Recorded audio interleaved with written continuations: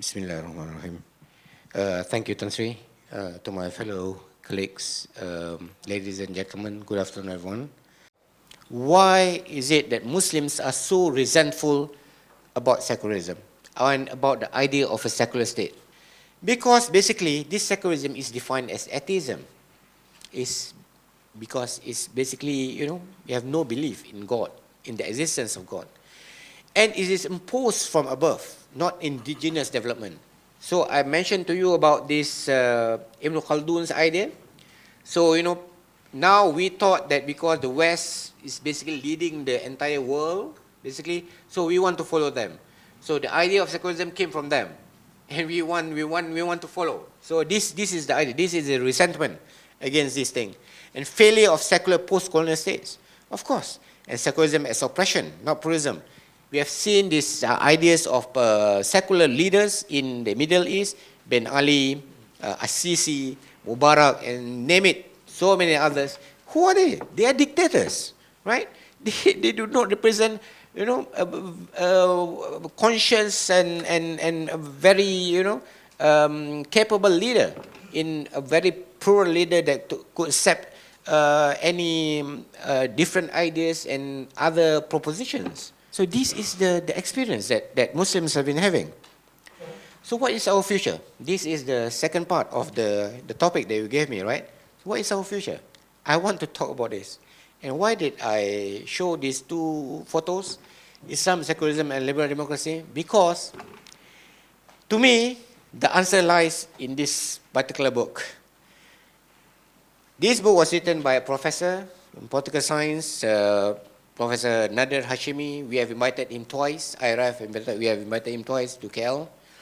And we have translated his book into Malay and published, and it's in the market right now. Islam, Secularism, then Democracy Liberal. And his idea is the idea of twin toleration. He's saying that both state and society must respect minimum boundaries of freedom of action. Meaning to say that, secularism has a lot of baggage. To the Muslims, right? We are talking from the Muslims' perspective. So I hope you will understand and appreciate a little bit, okay? That, because it has a lot of baggage. So he was saying that in order to try and solve this problem is to have this twin toleration ideas. This twin toleration was first being proposed by another philosopher by the name of Alfred Stepan, okay? Yeah, Alfred Stepan, this is what he said on these twin tolerations. He said the key idea of autonomy that must be established for democratic institutions is that the institutions that emanate from democratic procedures be able, within the bounds of the Constitution and human rights, to generate policies. Okay, that's very important. Religious institutions should not have constitutionally privileged prerogatives which allow them authoritatively to mandate public policy to democratically elected governments. We are not seeing this in our country, isn't it? Yeah. That's the problem why we are facing nowadays, isn't it?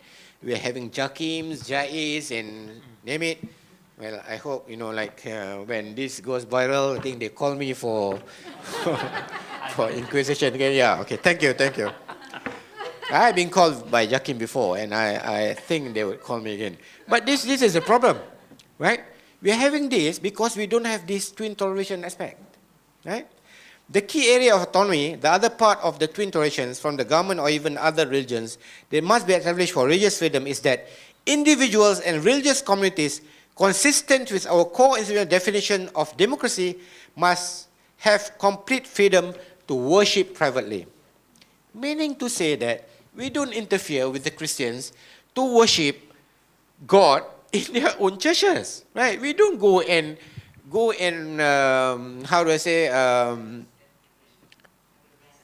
arrest people inside their churches.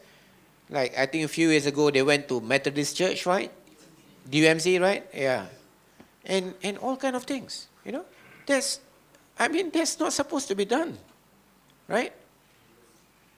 A country should know the limit